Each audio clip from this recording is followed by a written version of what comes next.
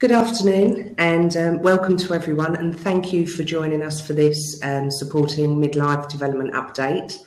My name is Jane Warwick and I'm a projects officer for Union Learn here at the TUC. Today's webinar is the third of the September series of TUC Education webinars, and it will run for approximately 30 minutes, and there'll be plenty of time following the presentation for questions. But please, if you do have questions, please do type them in below. Ooh. Just a technical hitch there, sorry about that pause. Right, with today's webinar, there's three ways that you can participate. And the first way is to ask questions. And what you will see down below is a section where you can type in your questions. But in addition to this, you can vote for your favourite questions.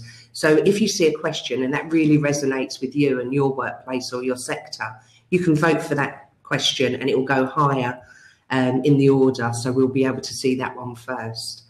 In addition to this, you can answer the polls, and I would like to encourage you all to answer in the polls. There's 4 short questions and they're just yes/no answers. So please go ahead and give us your feedback that way. The third way that you can participate in today's webinar is to comment and chat in the box to your right, and it should be lower down on the screen. So anything that pops into your mind, please type away, interact with the other guests on today's webinar, or if you want to share experiences, please take that opportunity to type it in there. Okay. So, just setting the scene about midlife and why midlife is important and why we're talking about it in lots of different settings. There isn't a day that probably goes past that you don't see something about midlife and older workers in the media. To give you some background, there's around 11 million people currently in the UK aged 65 and over, and this is expected to rise to 19 million by 2050. So you can already see that the population is aging, and this isn't just the same for the UK, this is Europe-wide. Also, by 2022, it's estimated that around 14.5 million jobs will be created. But we're looking at around only 7 million younger workers coming into the workforce. So you can see that there's going to be quite a gap and a real need to fill those jobs. So we're very much being encouraged to stay at work longer, and over 50s make up 1/3 of the working population, and this is mirrored in trade union membership, because the over 50s group also make up over 1/3 of the trade union membership. So it really is a trade union issue supporting midlife and older workers. Now, just to add a little bit more of a flavour, or to help you grasp the changes in the age demographic, in 1818, about 1 in 1,000 people reached the age of 85, but today it's 1 in 50 people. So you can see there's quite a significant growth in the age demographic of the UK.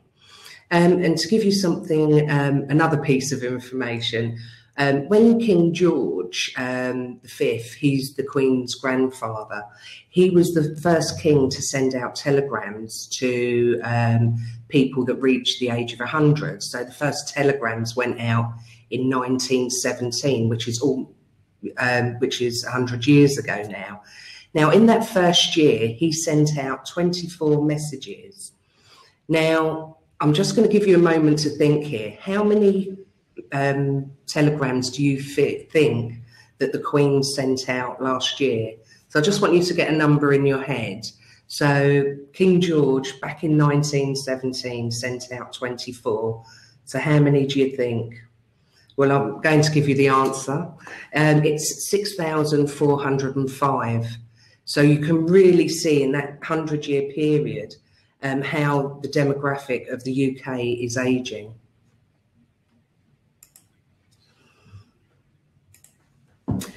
So, looking at supporting midlife and older workers, why is it a union agenda? Well, trade unions want to represent everybody. They want to support members of all ages. But we do have a focus on supporting midlife and older workers because there may be other issues that maybe people in other age categories don't have. For example, they may be balancing their job with caring responsibilities, or they may have children still living at home, because we know it's very hard for young people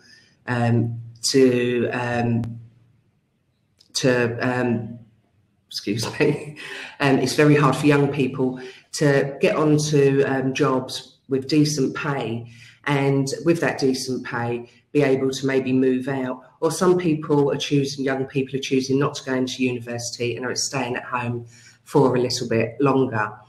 So with midlife workers and midlife members, what you see is they may be balancing different responsibilities. Years ago, there used to be a concept of a job for life, and it's probably something that many people have never ever heard of, and you don't hear about it anymore. You get a lot of jobs that are insecure, or maybe you're on 0 hours contracts, but it is very much a concept that has gone away. And people, as I've said, they're living and working longer. And I think the statistics that I spoke about earlier on highlight why there's such a need for people to stay on at work longer. And we can couple this with sort of changes to pensions. I do apologise, there's a little bit of noise outside, so hopefully that should go away and stop shortly. And continual changes replace that permanence and security. People may want to plan for retirement, or they might want to look at getting a new job or looking for a promotion. So not only the continual changes for themselves, but also maybe organisational changes where they would need to meet the need of a change in organisation. And also people at midlife may start to consider about work-life balance, maybe flexible working. They may review the quality of their life and decide to make changes. And this is one of the reasons that it's such a big issue for the trade union movement. Also, they may be considering wider issues that may affect people in midlife, but it's not completely people of midlife that may be suffering from mental health, but certainly in terms of health, the menopause may be an issue, and we would look at balancing getting work-life balance, but thinking about your well-being. And these may all be issues that people consider when looking and supporting midlife and older workers. The TUC itself and Union Learn would like to see an entitlement for everybody to have a midlife development review in a similar way that people in France do. They have an entitlement at the age of 47, and it's one of the things that Union Learn have been pushing for some time. We would like to see an entitlement at the age of 50. So who is this agenda for?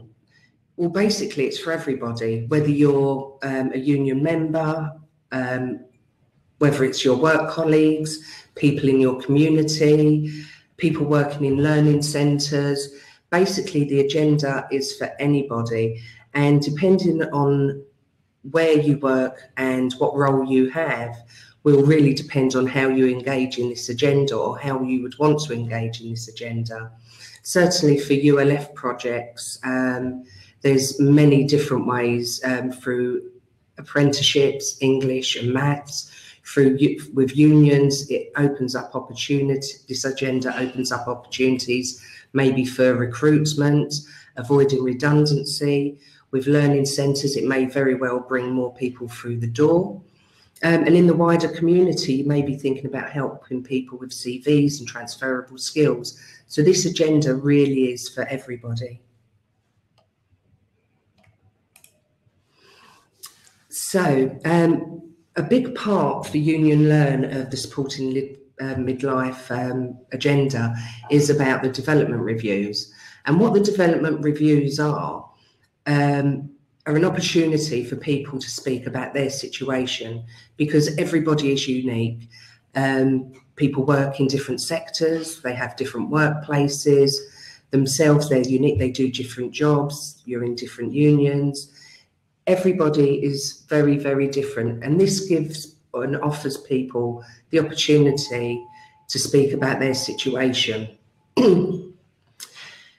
So this is why I believe that supporting midlife development reviews are so important, is because for some it's the first time they've had the opportunity to identify their transferable skills. And some of you watching today may have heard of the Value My Skills cards. It's a very, very good tool to look and help people identify their transferable skills.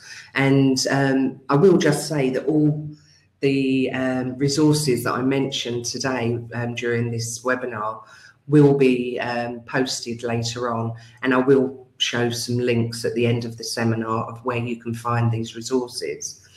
And the transferable skills cards also give you help to look at what type of person you are, whether you're a people person, a data person, which will help with putting your profile together, maybe on a CV, or the opportunity to really look at the skills that you've developed, whether in work or out of work, or part of your trade union duties, and pull them together.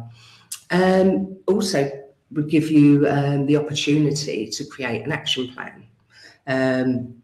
Plan for your future. It may give you the push that you need maybe to review your finances. If you're due for retirement, you may be looking at a reduced income and what impact that will have for you and your family. Also, it can help avoid redundancies. There's quite a few situations where we've known that different competencies will be required with structural changes within workplaces. And with the union's help, with your union's help, union learning reps have been able to identify what's going to be needed, plan the training in partnership with their employer, and then avoid redundancies because people have the skills to meet the new jobs that become available. So it's another real benefit that the midlife development reviews offer. In addition, people may be wanting to see what's available from their employer in terms of work-life balance. They may be considering flexible working or reducing their hours. And sometimes having a midlife development review will help you start to think about those kind of things. If you just excuse me one moment.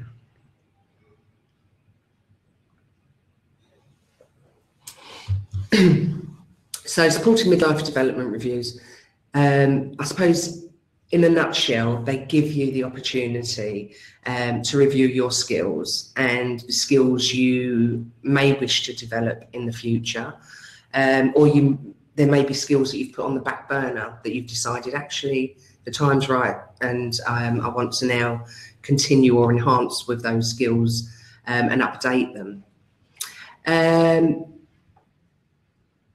It may also be an opportunity for people, if they're going back out into the labour market, to think about their maths and English skills, or even potentially their IT skills, or maybe even consider going into an apprenticeship, because apprentices of all ages are able, well, people of all ages are able to apply for apprenticeships, and it may be the opportunity to maybe change career. Might also actually be an opportunity to consider going into further or higher education. And again, some people may have put that on the back burner for a while whilst they were working and they had other commitments. And now having a midlife career review may very well be the opportunity where that is reconsidered, and you may plan for that. In addition,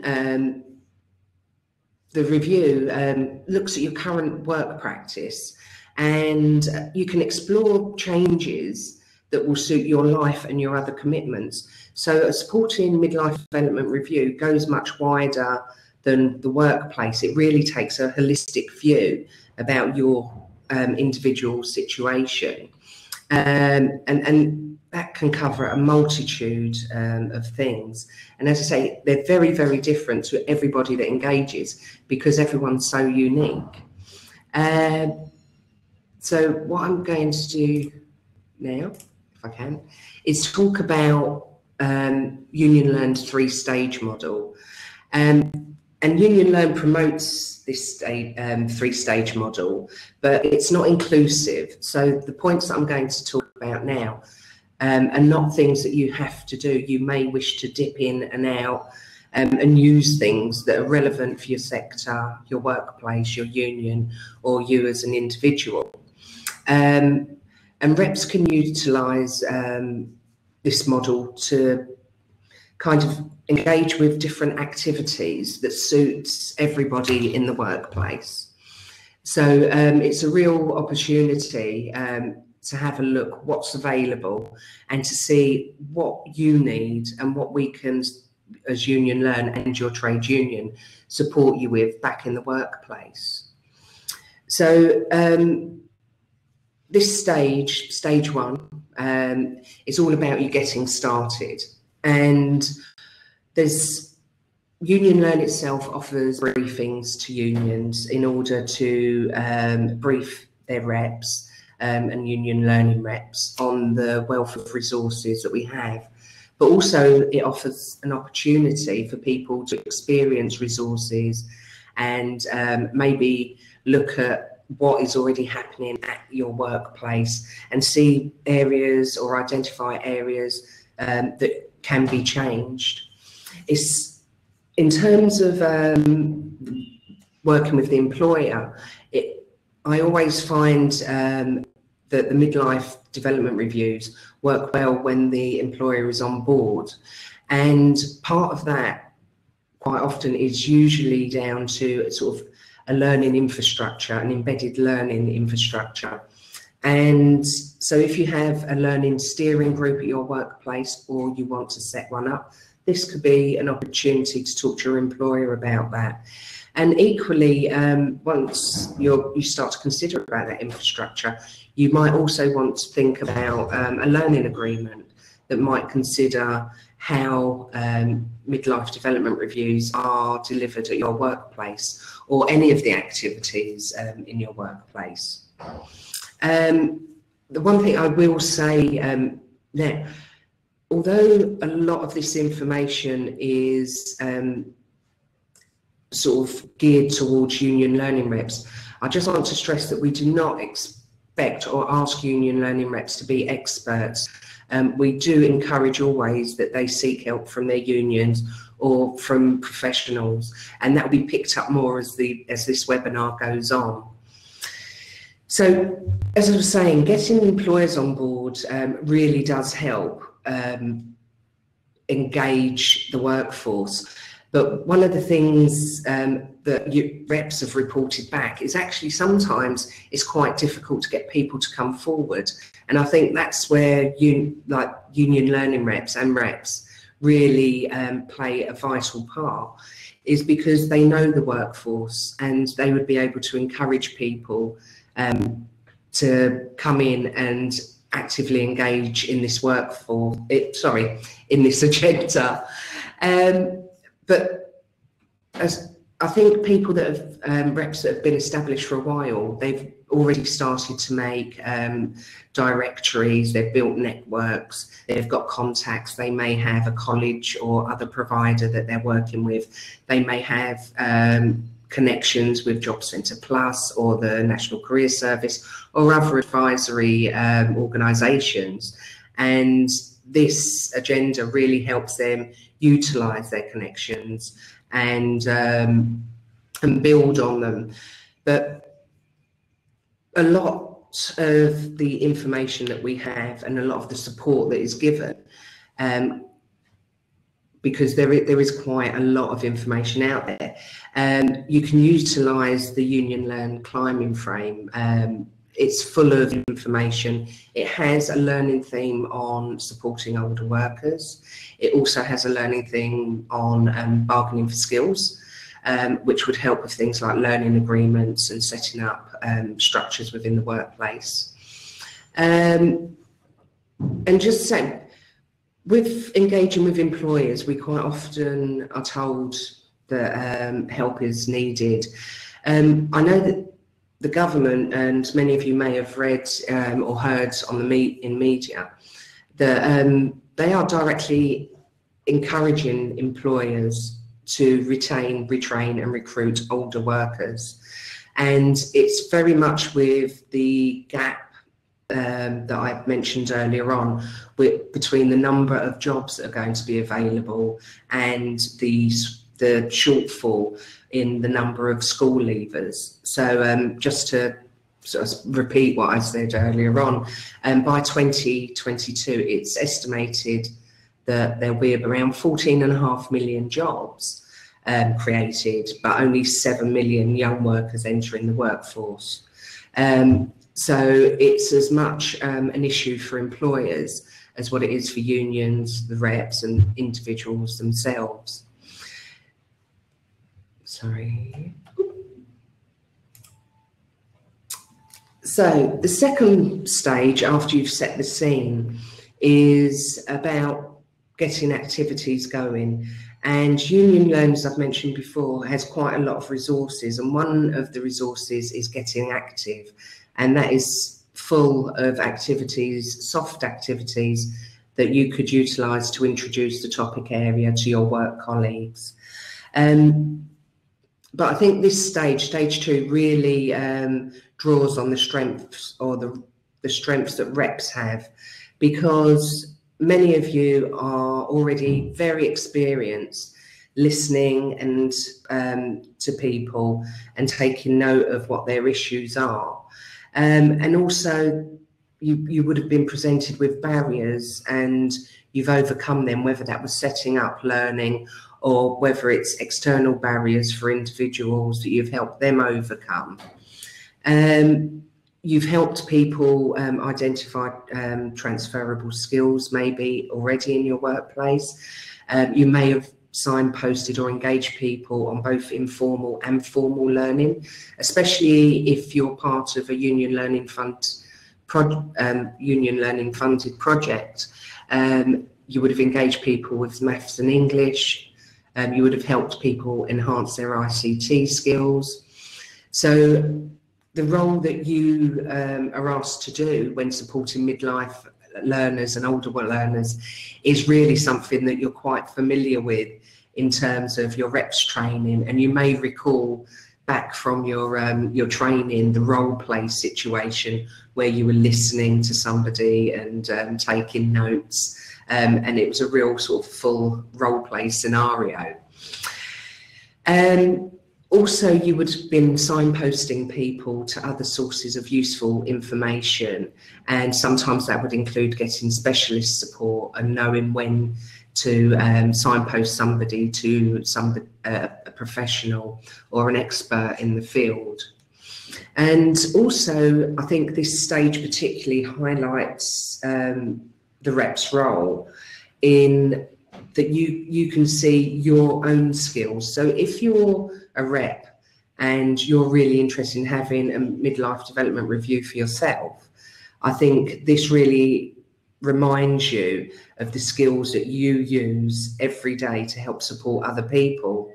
And again, we do have a list of these that are available on the Union Learn climbing frame in the supporting midlife development learning theme, and it's in the toolkit there. But if this is something that you haven't done for a while, working one-to-one with people, there's some excellent refreshers, both in terms of the Supporting Learners e-notes, You've got TUC education, online courses, various other e-notes that really emphasise this role and support for learners. And of course, for those of you who have engaged in the new online Union Learning Reps online course, you can go back and visit that section of the course anytime you want. Equally, if you are an experienced rep and you want to see that course, register, and what you will find is the different modules are quite easily identifiable, so you'll be able to see which ones will help you really support and build a learning infrastructure within your workplace. And I did mention that these skills highlight your individual, as a rep, your skills. And what you will find over time is that you probably build on those. But it's more than the review itself. It's how we continue to support people and to take that forward. And that is really when stage 3 comes in. Bear with me. And this is about the reviewing process. The Supporting Midlife Development Review is ongoing and should be followed up to really, really be effective. And, you know, you'll be able to speak to individuals, and that could be as straightforward as saying, oh, how is your plan going, or how are things going on your course, to a more structured scenario where you actually sit down and have a full follow-up with individuals, and keeping their action plans kind of at the forefront to help guide them through, well, I suppose their plans for their future. Also, at a lot of workplaces, reps organise events in which success is celebrated, where it may be that people have passed courses, gained their qualifications, or it may be that some informal learning or in-house workplace learning has been completed, and that success is celebrated. So another way of really sort of following up and supporting these activities is by celebrating that achievement. So the support that you offer, also, again, coming back to your skills, is a real opportunity to develop your coaching or mentoring skills. But equally, that might be something that you're thinking about within your workplace. And it may be that you want to match people up, an older worker with maybe somebody who's less experienced, in order to really give people mentoring opportunities and that knowledge exchange, and passing on skills, which quite often, when people leave, sometimes those skills go with them. And really keep the dialogue going with the employer to enhance this partnership. And say you might want to put that more formally in terms of a learning agreement, or if there's a learning steering group, it may be something that these issues are discussed regularly at those meetings. But you can get more ideas about embedding a learning infrastructure, as I mentioned just earlier on, with the Bargaining for Skills e-note, or the Bargaining for Skills Climbing Frame Learning theme. There's also a TUC Union Learn publication, making the case for learning. And so if you're thinking of embedding the midlife career reviews, or the older workers agenda within your workplace, it's really worth having a look at those that document, because it will give you some really good ideas. So why are we bringing this to reps? You know the workplace. You've probably already experienced, have experience of speaking to people in your workplace, finding out their fears. You maybe already know people within your workplace that can benefit from this. It may be something that you want to do within your branch to look at your skills as a rep and enhance them. It may be something that you want to train to help you in your workplace, but is easily transferable to the outside world of maybe IT. Certainly as people retire and they're on a reduced income, IT is a good way of saving money. Quite often you get better deals or cheaper deals when it's booked over the internet. But also union learning reps help confidence. People see the achievements that are going on around them, and they look for different things. Quite often people say to us, you know, once I took up that first piece of learning, I went on to something else. And again, really, it's about your networking skills. Unions remain the largest deliverer of workplace midlife career reviews. So, I mean, it's already a really big achievement, and now we're looking to grow on that success. And I think it's an agenda where everyone benefits. So you will see on the screen some of the benefits for workers. And I've already highlighted these earlier on in the webinar, but in many different aspects and areas of your life, whether it's from transferable skills and setting up or producing a new CV or application form, or whether it helps you think about a career change, or maybe it's the opportunity to upskill or reskill. As individuals, midlife development reviews really offer a lot of benefits for individuals. It also maybe gives you opportunity to explore what your employer is offering and what your union is offering as well in terms of different courses and learning. Also, just to add, some providers quite often have funding, particularly around apprenticeships, English, maths, and maybe pre-retirement or redundancy. So it's really worth exploring those areas. For the ULR, again, lots of benefits. You may be able to use it as an organising opportunity, reaching people that have never engaged with the trade union before.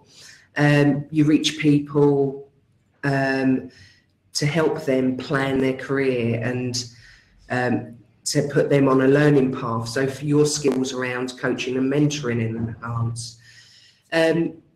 Also, you as an individual become more confident in making decisions about planning work. And also in terms of your relationship with your employer, working together to promote learning in the workplace, with other partners and other organisations. So a real benefit to union learning reps as well. And finally, employers. You know, when the reports that we've had back from employers that are working with trade unions to promote learning, they talk about staff being more motivated and more eager or keen to take up learning. Again, I'm sorry, I'm going to apologise about the beeping you can hear in the background. It's a little bit off-putting, so I'm very sorry about that. But also, they can encourage people to take up workplace learning, and hopefully managers will look at this as an opportunity to grow their own talent, and certainly in terms of tomorrow's managers, or looking about investing in their workforce in order for them to develop and take on new roles within the same organisation. So it's an agenda really where there's a lot in it for everybody. So what resources are there to support you? There's myself. I do go out and visit unions, as I say, to provide briefings to reps. And it's much broader than what we've had time for today. Also, your own union will be able to help and support you with a lot of the activities that you might be thinking of.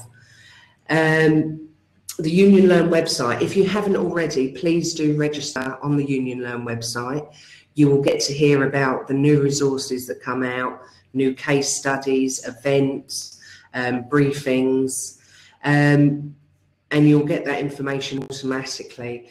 And the climbing frame I mentioned earlier on, another fantastic resource that holds topic-based information and also allows you to track learners in a way that where their activities or where their activities are planned, you can put their plans up on the climbing frame. And again, we offer training to use that as well. And finally, TUC e-notes. There's over 30 e-notes on different topics to help you both with knowledge base and also to help you in your role as a union rep.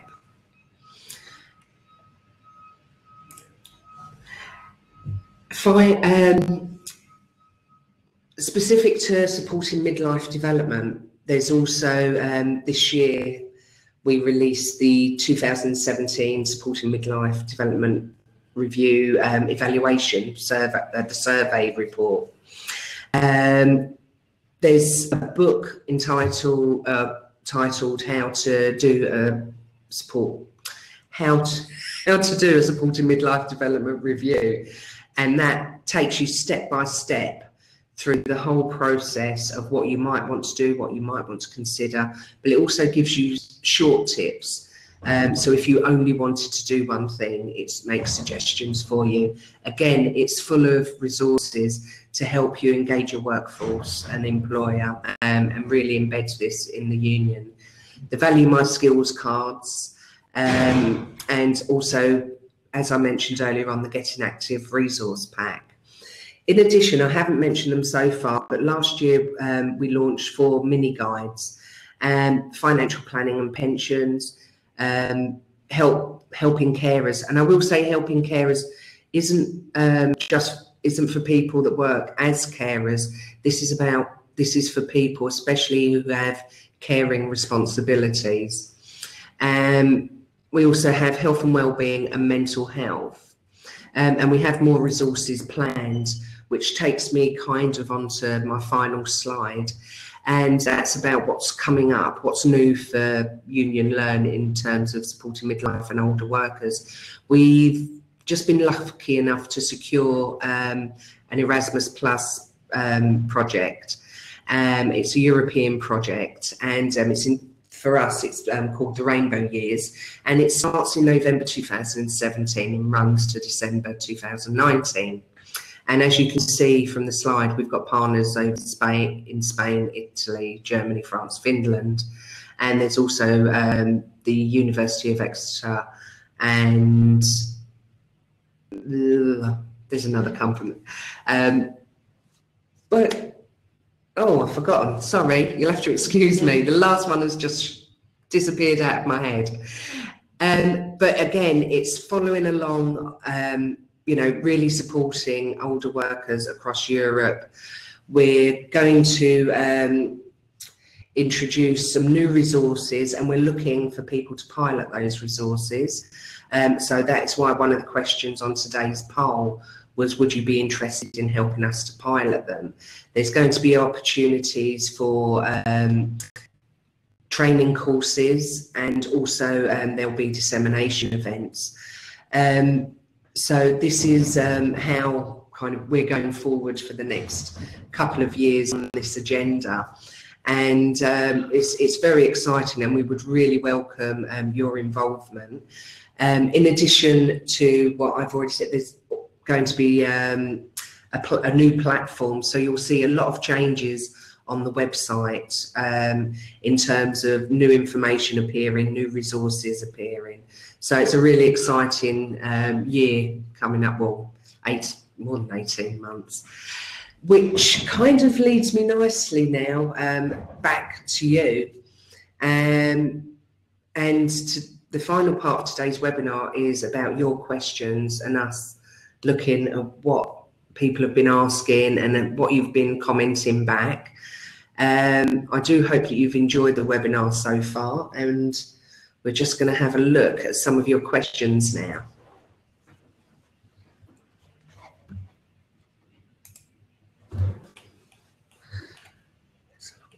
question.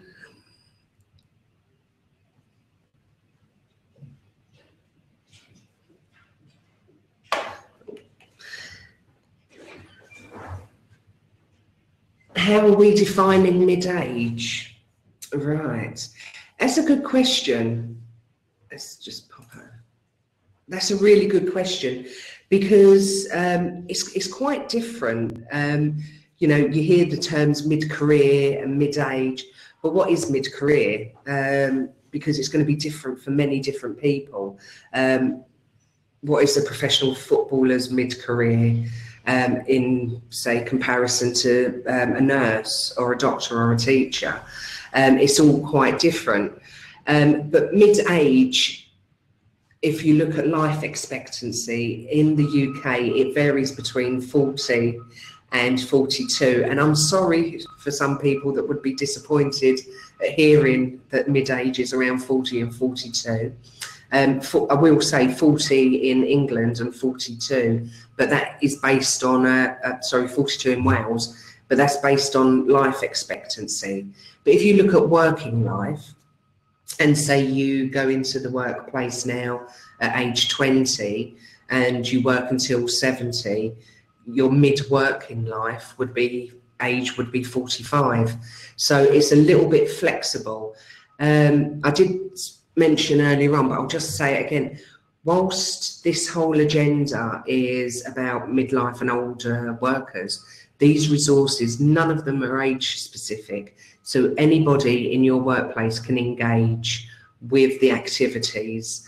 I hope the person that sent that question, who was it? Tina. Tina, thank you for that question, and I hope that's answered it as fully as I can. But if not, please let me know. Let's see, what have we got here? Why large supermarkets don't encourage for higher posts in sectors, even though they have more experience? Is it because the government is encouraging the large supermarkets to recruit school leavers, i.e. to reduce their figure on unemployment? I mean, this is a question that I can't really answer in terms of why it happens. I mean, many people can make assumptions about why that might happen, but I'm sure the employer and the government may have different reasons. It may be worth,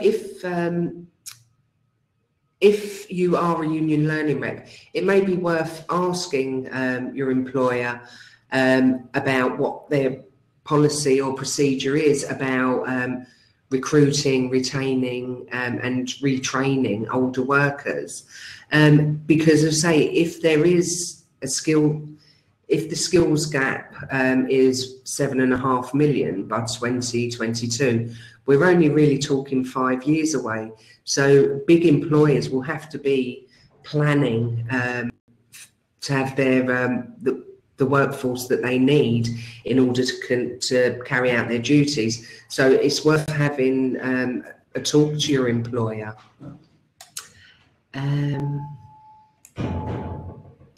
How can we encourage employers to see that older workers are just as valuable as younger ones, but need reasonable adjustments? I'm a rep and regularly see older workers being subjected to sickness absence procedures for conditions that relate to age, but aren't covered directly by equalities legislation. Thank you for that, Jane. I think certainly if you have evidence that this is the case, people should never be victimised or because of age, and certainly law does protect people if they are outwardly, I suppose, singled out because of their age. I would say use some of the materials, have a look at some of the materials that we've spoken about today in terms of engaging your employer.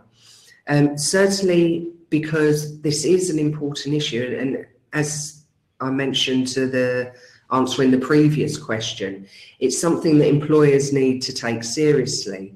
But certainly if you feel because it's hard to tell what sector you work in, if adjustments need to be made, this is something that could be discussed with maybe your health and safety rep, or your union itself, because I can't see what sector you're in or what kind of work. It's hard to give you some sort of individual advice, but certainly I would look, if it's wear and tear that you're talking about to people's bodies, you know, in terms of RSI, that's some, or, you know, other ailments that you may get because of your job, that's certainly something that needs to be looked in, and your union can support you with that. I do agree, as people get older, your bodies change. And if you feel that people are being subjected to sickness procedures and you don't feel that that's fair,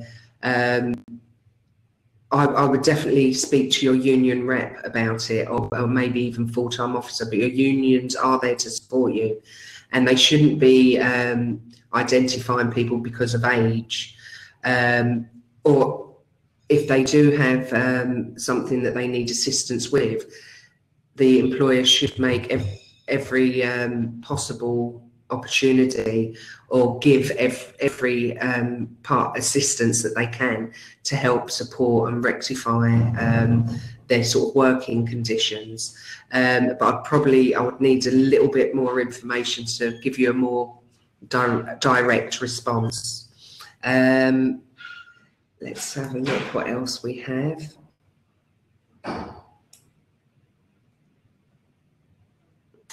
How do we deal with increasing pressure on attendance when health issues can begin to increase as we get older? Thank you, Beverly.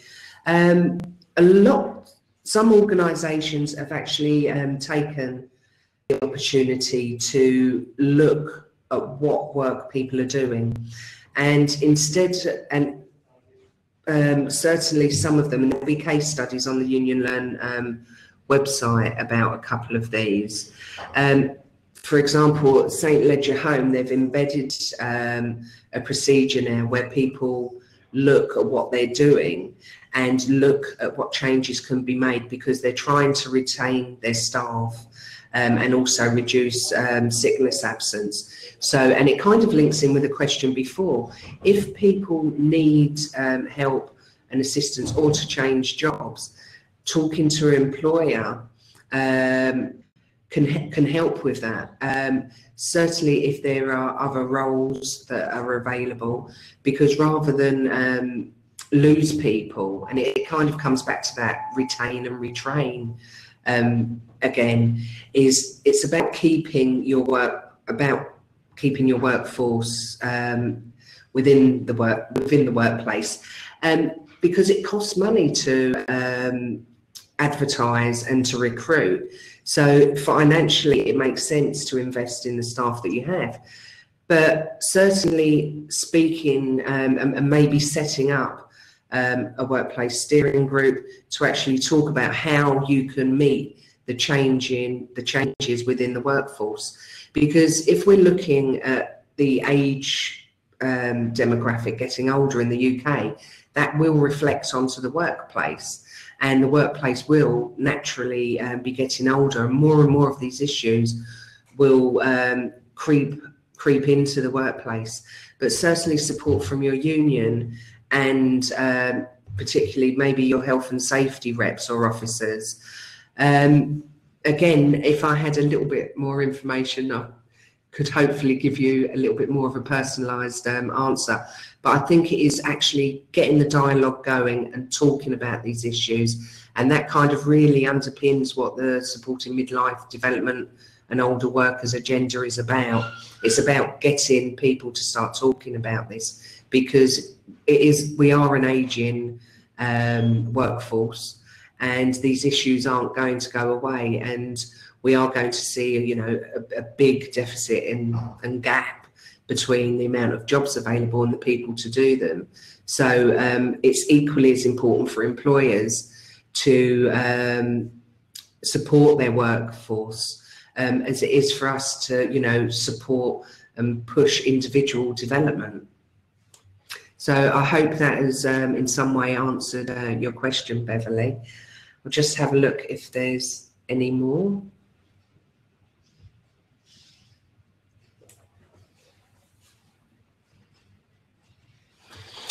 Again, I think this is a comment from Helen, and she's saying, I'm involved in education and I am interested in ways of supporting members to stay in full-time work if they want to.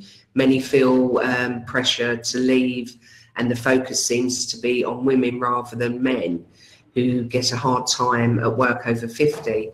I mean, again, no one should feel under pressure to leave a workplace. And I think maybe some of the tools and resources that we've spoken to today may help you in terms of giving people the opportunity to review their situation. And in some way, I think your question relates to the previous two. It's about speaking to your employer and trying to build a partnership where we continue to support each other with the best interests of the members sort of at the forefront. But women and particularly older women should not feel that they're pressurized to leave.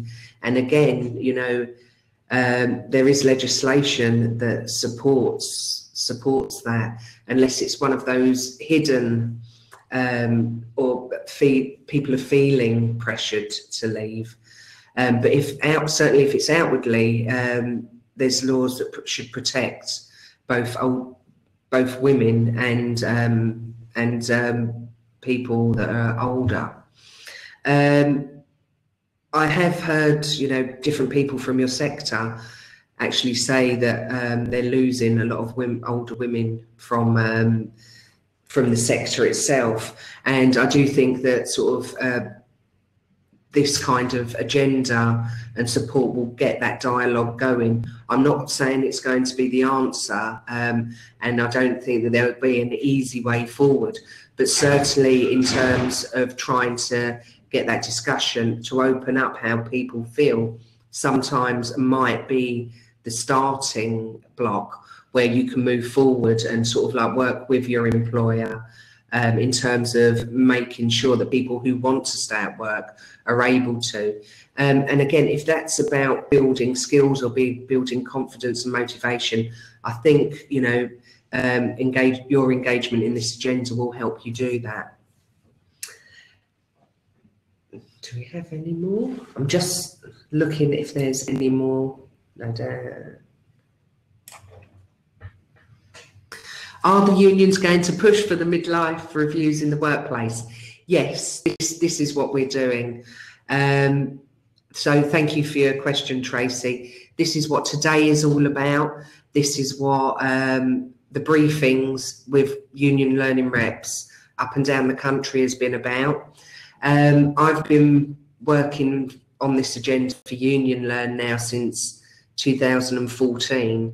And it is becoming more of an important issue, and we will continue to promote the work that we're doing. We will continue to develop resources and go out to the unions and really try to engage not only the reps, but also their workplaces, the learning centres, and ultimately the employer, because if your employer is on side, there's no kind of end to what can be achieved. Certainly if they give reps this time off to carry out their duties that they would need to in order to really take this forward at the workplace. And I think it's worth sort of sometimes for all of us to sort of step back and think, if a third of the workforce is 50 and over, and we know that people in the UK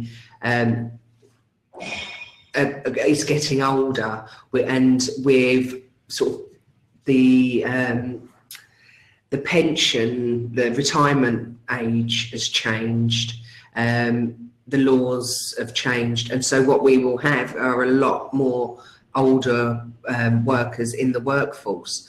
So certainly for your employer and all employers out there, it's something that really does need to be considered, because the ageing demographic of the UK will be reflective in their workplace.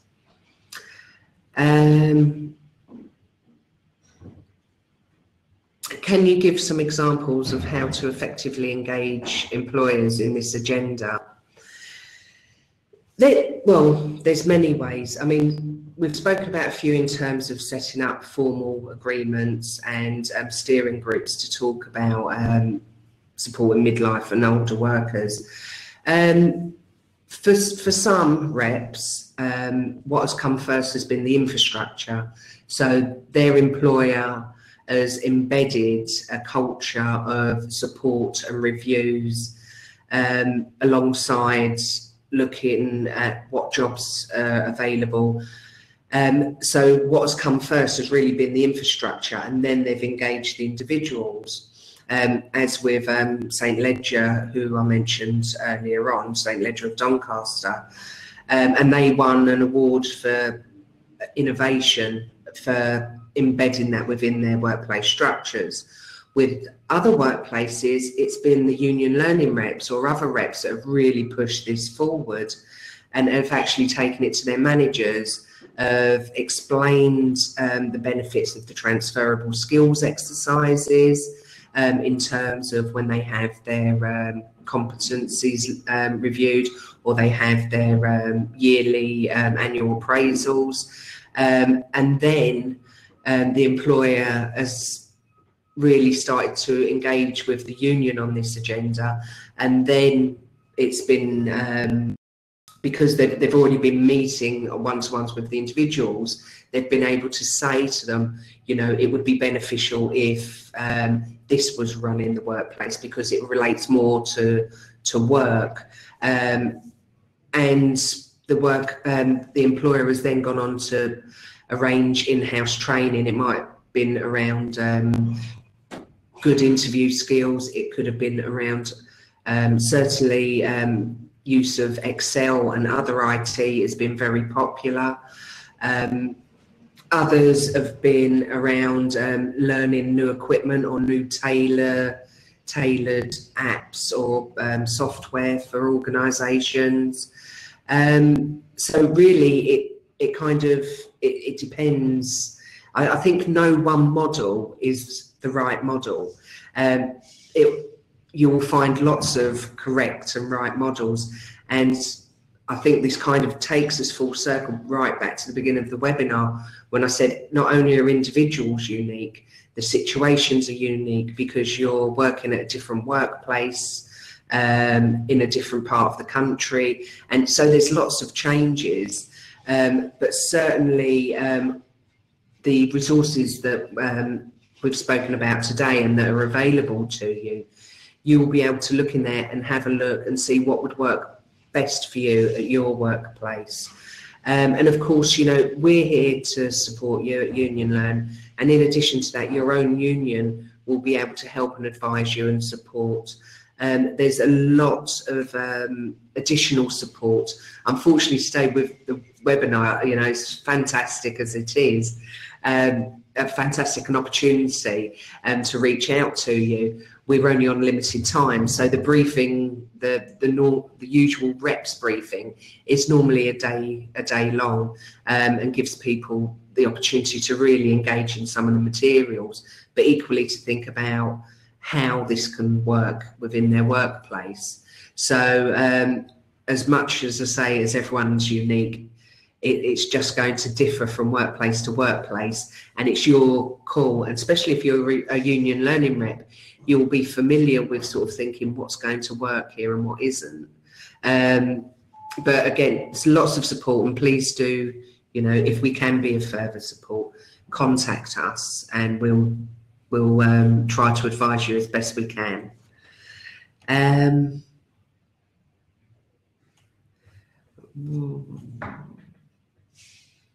I think we've had that one, haven't we?